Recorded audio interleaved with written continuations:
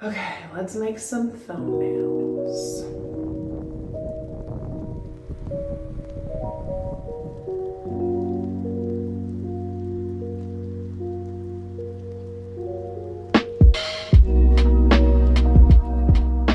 When I first started, I used this website called Canva, and it's really easy to use. So I'm gonna start with that and show you how to make like a really simple one before we get into the more complicated ones. You can do a custom size, but one of the options is to just do a YouTube thumbnail. It didn't used to be, but now it's an option. I did a vlog series a long time ago of our trips to Banff, and this was the first one that we did. So yeah, you literally just drag it in, and then, hey Looney Tune, you wanna be in the video? Okay. If you wanna edit the colors at all, there's options to do that. Yeah, and then you can mess with like the brightness or whatever. Okay, so easy as that. You can just download it straight from here. Typically, I like to add some text on it. You can add elements, which are like shapes and arrows and little icons. Some of them cost money, but a lot of them are free. And then, or you can add text. So here I think I said traveling to, and then another one, Banff. I think white will be better. Let's say 100. And maybe make this. They have some cool fonts. Whoa, that one costs money and my computer died, question mark? What? As I was saying, they have some really cute fonts. Oh, I think I like that one. This is where I spend most of my time when I'm doing this, is picking out the freaking fonts. But it's fun. Because like you spent all this time making a video, if you don't make a cute thumbnail, no one's gonna click on it. And it's not about everybody watching it, but it is depressing when you spend like 8 hours on something and then nobody, like 10 people watch it.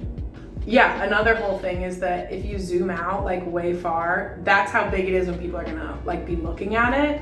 So if you're writing type, just make sure you can still read it. And then remember that they have this little like time stamp on the right bottom corner. So you don't wanna put anything like super important there because it might get covered up. Yeah, and then you can even duplicate page. And then you could edit this one and kind of like look at the differences. Pick which one you like better. Okay, another thing too, we don't really need it in this one, but I'll just show you how I do it just in case you need to.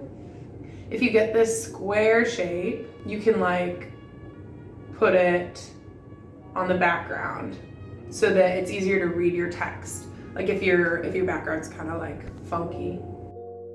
Okay, Rosie's digging a huge hole. It's a new one. No! She's so confused. Okay, now I'm gonna show you how I do them on my iPad. You're gonna have to do a custom canvas, and you wanna make it 1280 by 720. You can just Google that if you forget. So we have our canvas. This is how big it needs to be. And I'm gonna upload, insert a photo. So I took a screenshot of the video and then airdropped it to my iPad. You can mess around with the crop and everything. I just like doing it on the iPad better because you have more flexibility with how you're gonna do the type. And you can think about which colors look best against the background that you have. If you look at a color wheel and you do the opposite color from what you're looking at. It doesn't have to be like the perfect opposite, but you wouldn't want to do a color that's like right next to it. I mean, you can always make anything work, but that's like a good place to start if you're unsure about which color to use. I think I like Studio Pen.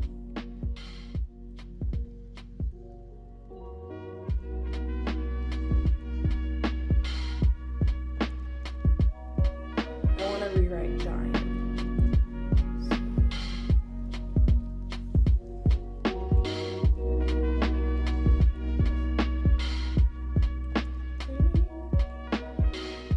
Making the opacity lower so that I can see behind it. So I have a guide, but now I'm drawing on a new layer. So I'm gonna make it a little bit thicker. Whoa.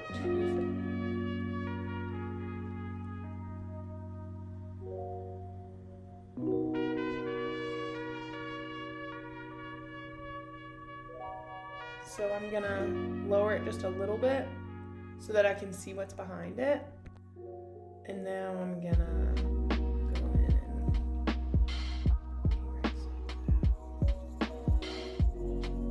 and so now look, it looks like the G's back there. It's pretty cool. And it's not even, that hard. People commented on this video, I'm pretty sure, and asked how I did it.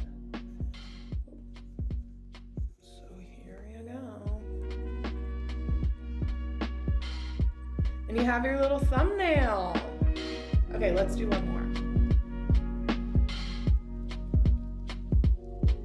So this was I did a whole series on this canoe trip that we did, and the very first video got like 5 times the views that the other ones did, and I think that it had to do with the thumbnail. But who knows, maybe they just liked the title better. I don't know. Does anybody understand YouTube and how it works? I don't think so. And I wanted to do something that was like, first canoe trip. If you don't like your handwriting, you can just use text. You say add text. And that's nice, but you also can't, like, if you start to warp it like that, then it gets blurry. Oh my God. And you know when you like, well, this was in Ted Lasso, when you say something over and over again and then it doesn't sound like a real word. Oh my gosh. I've never had it more than making thumbnails. Like, I'm like, is canoe a word? Okay. And then go in, same deal. I'm gonna erase the canoe to make it look like it's behind the tree.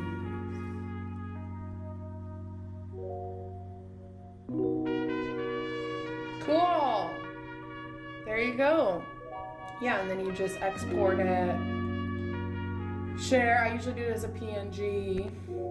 And then you can airdrop it to yourself or your computer or whatever and then upload it. So that's my little workflow. Another tip I'd say is if you're kind of stumped of like what style you want to do or like how you want your thumbnails to look, just look at the thumbnails that you're clicking on. So I usually look at my favorite YouTubers and kind of get inspiration of like, okay, I like how they did that, I don't like how they did that, and then try to make my own blend of it. So those are all my tips. Hope this helped. Catch you on the next